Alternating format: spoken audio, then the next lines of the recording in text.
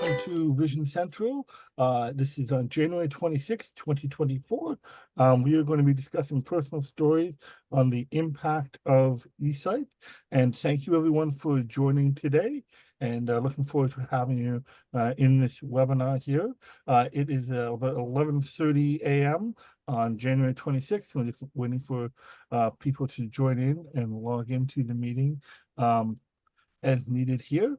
And I'm just going to get into the kind of beginning stuff that we go into for agenda setting as people come into the room. So first off, I'm just going to do agenda. We're going to do some introduction and housekeeping, and then we're going to learn about the personal impact of eSight from the eSight coaches, and then we'll answer any questions that someone may have at the end of the event. So this is live, so things might happen. We might have technical issues. We might have videos that not play the way that we would normally expect them to. This is going to be for our eSight users, and you can raise your hand and ask questions at the end of the program. You can do Mac Option plus the Y key, or PC Alt plus Y. PC Alt and Y to raise your hand on a PC. And this session should only take about 30 to 45 minutes. And basic foundation of using the eSight, we want to make sure that the eSight device is fitting properly and that it's designed to keep you mobile with the bioptic tilt. So, when we're trying to do different tasks, you want to be able to have that ability to tilt the eSight up and do things that you'd like to do. Also, cable management is important, and having a system that helps with that helps with the longevity of the unit. So if you are, say, connecting your eSight 4 to a Mophie with a charging cable, or using an eSight 3 model, just want to make sure that the cable tucked away so it doesn't get snagged on anything. And also, you want to make sure you have extra batteries on hand, or have a good battery management system. So if you're out and about doing something, you can swap batteries and so forth as needed. So let's get into the what we're going to discuss today. So we're going to talk about personal stories on the impact of eSight from the coaches. So we are going to start off with looking at various things from the coaches on what eSight means to them and the kind of impact it has on them for doing various tasks. And first, we're going to start off with discussing reading and writing eSight with Jeanette. And I'm just going to pull open that video right now. All right, well, thank you so much, Tyler. I think the biggest impact that eSight had on me in terms of reading and writing was my ability to get away from using Braille, which I love, by the way. I mean, it's been a lifesaver for me, but ever since I was 8 years old and started learning Braille, it became my most used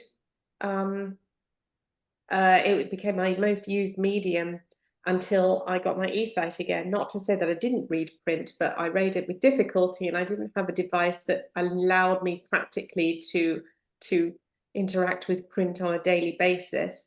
But with eSight, I can do that. So here, what I'm showing you right here, I'm preparing to read a magazine, and sometimes I use what's called a reading stand. I've spoken to some of you about this, and that wooden you see, I was opening up and unfolding my reading stand, and I'm putting a magazine on the reading stand. This is a freebie magazine that we get here in Boca Raton in Florida. As you know, Florida is a retirement state for a lot of people. They move here because of the weather, because of the beaches, and a lot of people like to retire here for some reason too. So I just happened to open a page on an article about a retirement facility, would you know? And again, this is small writing. Again, without my eSight, there's no way I could read it unless I had maybe a CCTV. But again, eSight allows me to have the portability to just pick up a magazine, walking around, pick up a magazine, sit down in a chair and just read it. So what I'm doing here is I've established the position of the magazine on the reading stand, and now I was establishing the zoom level, and you can see I'll let you have a little read of what I'm reading. You can see how clear that is, can't you? And that's, you know, that is small writing. Okay, sometimes it gets a little blurry, and just a little patience, the camera just refocuses and we're all good. And if it doesn't, what I tend to do is I'll sometimes stop when it gets like that, and I'll press the finder button, which on the eSight 4 remote control is in the middle of those 3 buttons just above the volume. I'll just press it for a second and then let go of it, and it tends to just clarify everything and give the camera a chance to refocus. If you go too quickly, sort of moving back and forth, that can also confuse the focus a little bit. But you can see I've got a really nice, you know, you can see those times, you know, Monday, Friday, 9 a.m. You can see that really, really clear. You know, it's lovely and large, bold looking. You know, Saturday, 9 a.m. to 4 p.m. You can all see that, right? Mhm. And again, I'm going back to the beginning of the text and finding my place and just following the line along, and then going straight back to the beginning of the line. It's a similar technique if you use a CCTV, you know, that enlarges your print. It's a similar technique, only this is, like I said, completely portable. You don't have something taking up a lot of room. And you see, look, this is a really good example of how it was blurry and we managed to clarify it. We pressed the finder and it got real clear again. And what I sometimes do is I will zoom out, especially if I'm looking at something new, and then zoom back in again. So I'm looking at the pictures in there. And yeah, that was a little article about retirement. And look, I mean, if you see how small the print is in the magazine, and then you can imagine we were reading this up close and personal without having to put our noses to the page. I would say I was probably about 8 to 10 inches away from the page and reading what we just saw on the screen. So to me, it's lovely to be able to go into a place and just have that ability and that freedom. So that's that one. The second one I wanted to show you was my ability to write and read what I write. I love that ability because I used to write real small, but I could never really read it back. So, and again, I'd have to put my nose to the page. I wanted to show you, I'm writing a greeting card here, which I love doing. You know, people don't do that very much anymore, but I love doing it. Again, I thought I'd show you the fact that sometimes if you have a reading stand, some people may like to use it because it gives an elevated and slightly slanted surface that you can use to write rather than having to lean over the desk. Some people don't like doing that. So we have that lovely wooden stand. If anybody wants to know where those reading stands can be found, sometimes they're called a cookbook holder, and you can buy them on Amazon. You can buy them in bookstores as well. Mine was a bamboo one. So what I did was I placed my greeting card on the book stand, but I also have a very nice writing tool, which you can always also get from either Amazon or I think there's another, I can't remember the name of the other company that sells all these kind of products for low vision users. But basically you can, it's like a little fold out with some plastic lines on it, and you can use it as like a writing guide. In fact, I think it's called a writing guide. And if you pop your, whatever it is you're going to write inside of that writing guide and then close it up, you can, you know, write in a relatively straight line. And it's just about positioning. And I'm sorry, I was messing around here trying to position everything. And I wanted to show you guys also what I was doing. So here you can see these plastic lines that I was showing you about, talking about. They're actually tactile. So you can open up that little folded plastic wallet, as it were. It's a writing guide. Put your whatever the document or the card is the inside of there, and line it up. And now I'm using a gel pen as well. Gel pens are lovely because they are bold, but they're not too thick. And you can get different boldness sizes of the pen. So you can get 0.5, which is medium, the finest, I think, 0.7, which is a medium thickness, and 1.0, which is the bold, definitely the bold. And again, it's not a Sharpie. It's lovely because it writes, and you're going to see how nicely a gel pen writes. And again, I'm using the writing guide, which is what those thick lines are that you can see.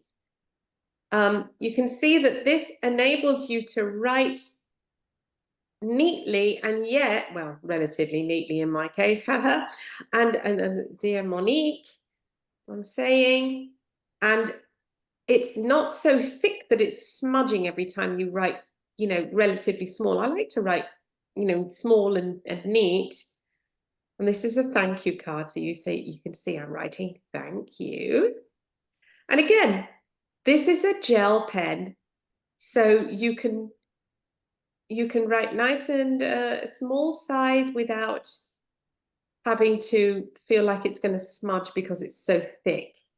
Thank you for all the, I don't know what I'm writing here, that, I think.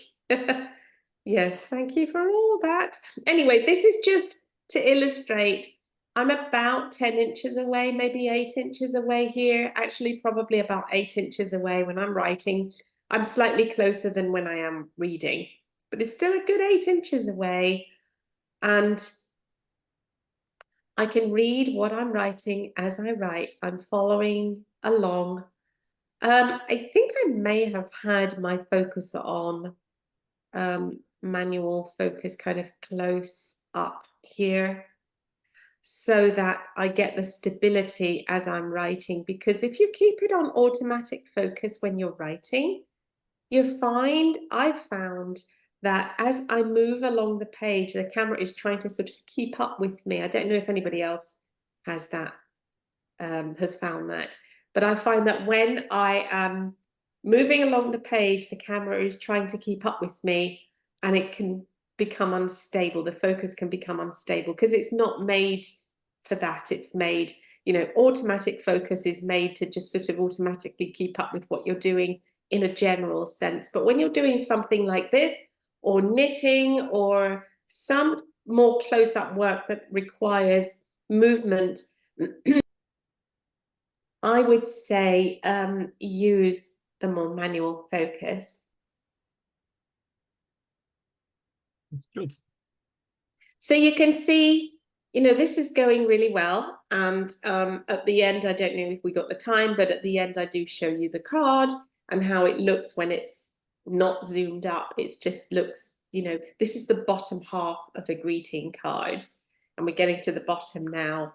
And I think I actually zoom out and show you guys what it actually looks like. So you can see the perspective of, you know, I mean, this is still zoomed up, but when I zoom out, you're going to see how much work the eSight has actually done to make, you know, to give us the ability to read that small writing and write in that small area of the greeting card, which again, I would really struggle with this without the eSight device. So that, to me, those two areas of freedom are crucial for me: the reading with eSight and the ability to write sort of normal print on a normal card with eSight. There you go. That's it. Very well done. Thank you. Excellent. Thank you, Jeanette. And it is pretty exciting with the reading and writing, and, you know, especially with what you're used to and being able to expand that. You know, you can't always necessarily get stuff in accessible font, or, you know, that works for anyone, or Braille. You can just pick Right. something up like a magazine and read it. That's Right. great. Right. Excellent. All right. Well, next, why don't we go on to knitting and knitting the cross stitch with Leah. And I will open up her video here and um, pause for a moment. And Leah's got sound on this video, so everyone should be able to hear the sound. So I taught myself how to knit about 11 years ago. I figured I wanted to find a hobby that I could actually do and that I could do from home. I don't often use my eSight when I'm knitting, mainly because I'm used to not using it. I probably didn't discover eSight until I was about 9 years into my knitting journey, so I didn't really use it a lot anyway. But if I make a mistake in everything, the eSight works really great to be able to see the detail and up close and to help me with any of that. As you can see, I have to hold my knitting pretty close to my face while I am doing it. One thing that I do fiber related that I definitely need my eSight for is cross stitching. I got into cross stitching the winter after I got my eSight because I have a friend that designs cross stitch patterns and she wanted to see if I would actually be able to thread a needle. I was able to with the eSight, and after that she gave me a couple of patterns to work on. I really enjoy it. I definitely need the eSight to do this, though. I cannot do it any other way, so it's not as portable as knitting is, at least for me. And so I don't do it as often, but it is a lot of fun. In both the knitting and the cross stitching, I put the eSight technically in the reading mode. I have it on a custom too, but I do have that manual focus for it. As you can tell, my hands get in front of the fabric a lot with cross stitching. So I need my focus to be on the fabric and not on my hands when they get in the way. I know it's only a short amount of time, but I don't like waiting for the autofocus to readjust from one to the other, and it just takes it takes too long for me. So having it in a manual focus and getting that locked in and everything just makes it a lot more convenient. It's a little bit hard to tell from this angle, but I am further away than what I was with the knitting. A lot of it has to do with how long my arms are and just a comfortable position for that. However, I don't have to get so up close with it like I would with my knitting. The eSight allows me to sit back from it and have it about a foot away versus 2 inches from my face.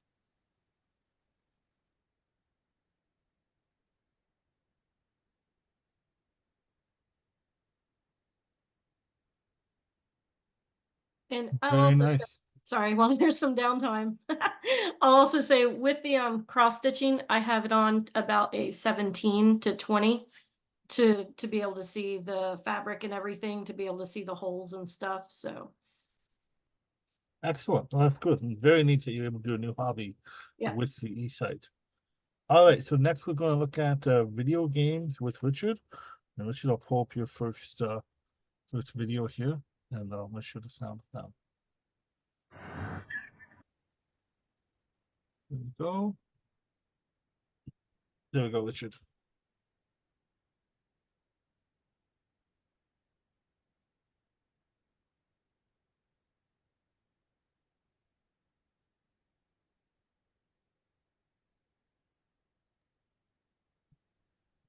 Sorry about that. We had a little bit of audio difficulties. Anyway, here we go. Retro games, one of my favorite things with the eSight. And we're going to jump straight away into probably one of the hardest new retro games called Cuphead. Now, you probably noticed that it looked a little um, what would you call it? Gravelly, or but it's actually, the game is meant to look like that. It's supposed to look like 1930s film. So, it's kind of mimicking that. That actually wasn't the eSight. But here you go. I'm able to kind of read what boss this is what boss is going to kill me here in just a few minutes. But I knew that going in. It's very, very tough. There- um, and basically what I've done is I'm trying to zoom in to figure out where I'm at, and then I have to kind of figure out what is coming at me on the screen.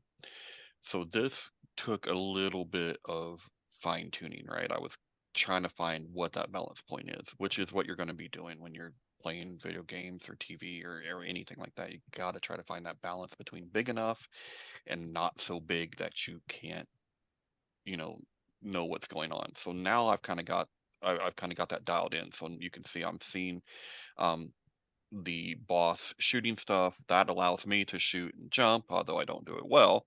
Um, it wasn't a visual thing that kept me from doing it. So next we're going to move on to a more traditional old school retro game, and this is, anyone might remember this from the days of Atari. Now this is it's kind of a remake that I have on Steam. This is not a 1080 p resolution window, right? This is much, much, much, much, much smaller. In fact, I'm not sure if it's 720, but it's very small. Okay, essentially the screen size is going to be the size of a large iPhone. So I'm zoomed in pretty well. I'm also probably about 5, 6 feet away from the computer in my chair. So once again, doing just trying to get that balance right, and it's a little easier with this one because of smaller screen. This is River City Ransom, the very first Nintendo game I ever actually purchased, and I bought it from a friend. I think we traded, and I gave him some money. But um, what is cool about this is an example of being able to sit back on your couch. In fact, if I had two controllers, River City Ransom is a couch co-op game, so you're brothers, and we could be fighting on screen together. So. But to give you some reference, that's 15 feet or so away, at least, and I'm able to zoom in. I'm following my character without any problem, um, and yeah, this worked really, really well. I think this was even better than working with the computer, just because of distances and comfort. Um, but yeah, this was definitely besides looking at people's faces, this is my favorite thing. So yeah, just remember to try to find that balance, and it's going to be different from game to game, you know, um, but it's really simple to do. Always start with framing what you're looking at. So, make sure that you add just enough magnification where it fills your screen, and then you can add further magnification if you need to, but always start there, and then you can kind of decide how much more you need. So I think Very nice. that was it, right, Tyler? We don't think we have any other videos. Nope. So Nope, okay. that's it. And the interesting that I also like to game myself, and I know for myself with having eSight, I like to go back and replay my old games that I used to play when I was young, and with the eSight, and I pick up graphical details that I missed, or I pick up things where I'm like, oh, this is where I struggled. There was a projectile coming at my Mhm. character that just never picked up, yellow projectile on a yellow background Yep. isn't going to happen.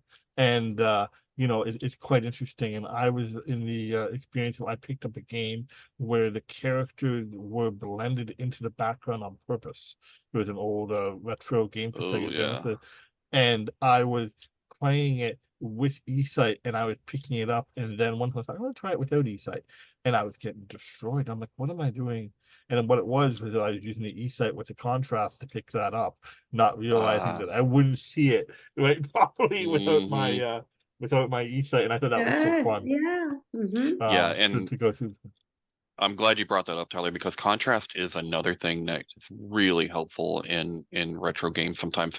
Now, I just by luck, I didn't happen to be using contrast with those particular games, but that's a great call out, Tyler, because contrast can be so beneficial for differentiating the foreground from the background. For sure. All right, well, next we're going to talk about appliance shopping. I don't have a video per se, but I just wanted to kind of chat. For me, with one of the things of eSight that I think has been very interesting, is when I go out to shop, and let's say when I'm going out to shop for bigger items and big ticket items. So for me, appliances are always very expensive, and I've always had to be aware, be attentive of, am I able to see the buttons, or am I able to see what the where buttons are, what the labels are with my normal vision. And so if I go out somewhere and I'm looking at a microwave, I am in the past was more beholden to whether I can see the buttons, and whether the buttons have nice contrast, or whether I can read the label versus the price of an object. And I know in the past I have unfortunately, felt like I've had to make decisions where it's like, well, this microwave is black on white, where this microwave is black on silver, and the black on silver microwave is maybe $100 cheaper, but I have to get the black on white one because I know that I can see the contrast. And one of the very neat things that I thought was quite neat with eSight was that once I had this technology, I realized I can buy whatever I want. And I can actually go out and go, all right, I'm shopping by price. I'm buying the best deal that I can, and not worrying about whether I can quote unquote see it or not, because I have eSight to help me do so. And I think that is such an impactful thing, where I know I have, gone to stores and struggled to be like, well, this microwave, $100 and something more than the other one, but I gotta get it because I gotta see it. Versus I can say participate in a Black Friday sale, I can participate in a Boxing Day sale, and be like, wow, this is quite cheap, and there's no way I can pass up this deal, and I know I can see it because I have eSight, and I've been able to benefit from that extensively. I have a washing and dryer set that I bought on a Boxing Day deal up here, and it's black buttons on a black font on a silver background, and I use my eSight to zoom in, and I add contrast to see that, and I can read the labels, and I can make sure everything set up the way it properly needs to be set up. And I bought them for a good price, and they're great machines. I didn't have a concern of having to go to a store and having to look at things. I could just shop online and go, yeah, that looks good, the price is good, and shop that way. And I think that's very, very interesting. Also, I find with the shopping aspect of looking at things, or being able to know I can see with eSight, is very, very fulfilling. So, I'm not necessarily struggling to make a decision on something. If I am looking at something and say, for example, it is something I've never used before, and say I'm looking at a new type of vacuum, and certain vacuums are a bit more obvious, a bit less buttons, there might be more contrast to where the say release buttons are, where the power buttons are. Now it doesn't matter, I can use my eSight and zoom in on that, use that contrast to see that, and I think that's quite neat.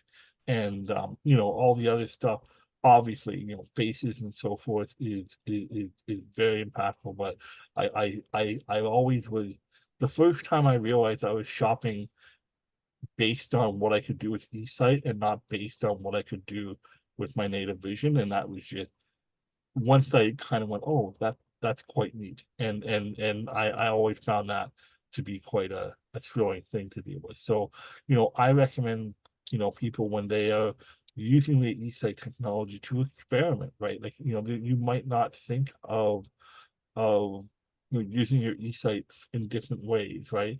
And then seeing, you try it in somewhere new, and you go, oh, this made a difference, and this is something that you might pick up on that you didn't realize that was, you that changes your perspective on things.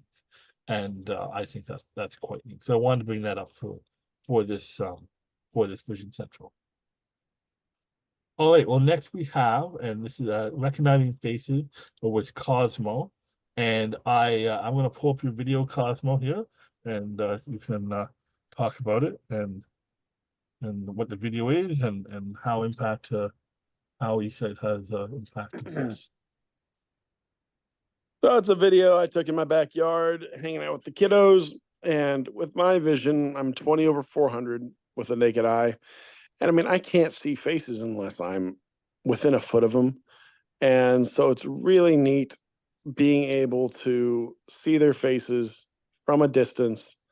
James is over there playing with his sandbox. I said, "Hey, what toy you got?" And he holds it up. And I mean, look at that nice, clear image of Godzilla, his little tiny little 3-inch Godzilla. And I can see which one it is. And so it just opens up a whole world of interaction. And then the twins are over around the side. I can't even see them right now. I said, "Hey guys, come over here." And I can just monitor them better. And without my eSight, I'd have to be over there on the ground with them. And what are you playing with? What do you got there?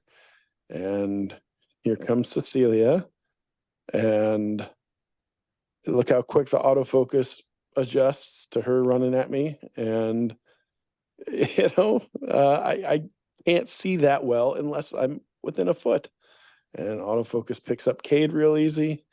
And he's yelling at me saying, "Glasses on, glasses on." And Cece says, "I'm going to put my eSight on." And so she's going to put on little swimming goggles. And it can be intimidating to wear the eSight out in public, and you don't want to feel like it's calling attention to you, but it is so worth it. It's worth getting to see all those facial features that you normally miss out on. And that's one of my favorite things to do with my eSight is just see faces. And so don't be scared of it, and give it a shot, and it's worth it. That's excellent. Thank you, Cosmo. That's great. And the one thing I think too is that for us, if we're not used to seeing faces, I've had discussions with patients where they're not used to picking up those facial details of people, or they're not used to knowing that, say, if someone's having a conversation to you, they're watching you, but they can see someone watching them, and it kind of feels different. Depending on someone's comfort with how they're seeing faces for the first time. I think that's very That's right. interesting Mhm. with how that is. And I think, facial recognition is such an interesting and impactful thing with the eSight technology. I, for myself, for example, I have trouble distinguishing age. And if someone is a certain age bracket, say if they're 40 to 50, I can't see details of wrinkles and so forth. And yes, unless I use the contrast. And then if I use the contrast, I can see those types of facial features. And I had a conversation once with one of my coworkers where he was in his 50s, and there's no way I would have known unless he told me. And then I was using eSight about a day or so later, and I used the contrast, and I could see all the lines on his face and stuff. I'm, well, yeah, you look 50 now. Now you got to be Oh careful dear. who your audience is when you say something like that. But he understood what I was trying to say. It was like, wow, it's no longer a lack of detail. I can boom pick it up, and I think that is quite interesting. When I got to my eSight in 2017, my wife said, "Oh, great. Now I can't get away with not wearing makeup at home." But yeah the other thing about facial recognition is you have to learn how to, if you've never seen, faces up in detail, you have to learn. Just like anything else, you have to learn how to see what you're seeing, because there's a big kind of communication issue between the visual pathways and the brain. So that's another learning curve that I always tell people when they get an eSight. Oftentimes they're seeing something for the first time, and they have to actually learn what they're seeing, which is interesting. Yep, I agreed, and that's a great insight. All right, well, let's wrap up here. We'll go to any questions. If anyone has any questions or raises their hand, I'll just see if anyone has raised their hand yet. I'm not seeing anything, so just a note for everyone, please feel free to reach out to your coach. Ask them any questions, or if you're looking to try anything new with your eSight and you're not sure what that is, what that's going to be like, have a chat with your coach and they can talk you through new scenarios and so forth. I always encourage people to try new things and see what it can do. If you're trying something and it's not going as smooth as you would like, say for example reading and writing, that takes a lot of skill and practice to get to where Jeanette is with what she was showing. But once she was there, and she's pretty excited with what she's able to do. So I definitely Really. encourage anyone to feel free to reach out to your coach, or if you're not sure who your coach is, call the coaching line, and we'll definitely be able to get you connected with one of our eSight coaches here to talk you through various aspects of using the eSight. And So maybe, thanks. Tyler, do you want to give people a reminder of our YouTube channel so that if people want to go and look at other, sort of interesting videos or interesting tutorials, as it were, that's another resource for them too. Yep, no, that's great. This will eventually be posted to our YouTube page, and on our YouTube page there is a Vision Central playlist, and you can watch all Vision Centrals that are there, archival ones, and you can see some of the footage and gather some information there as well. So thank you very much, everyone, for attending this Vision Central today, and look forward to seeing everyone next month. Bye, everyone.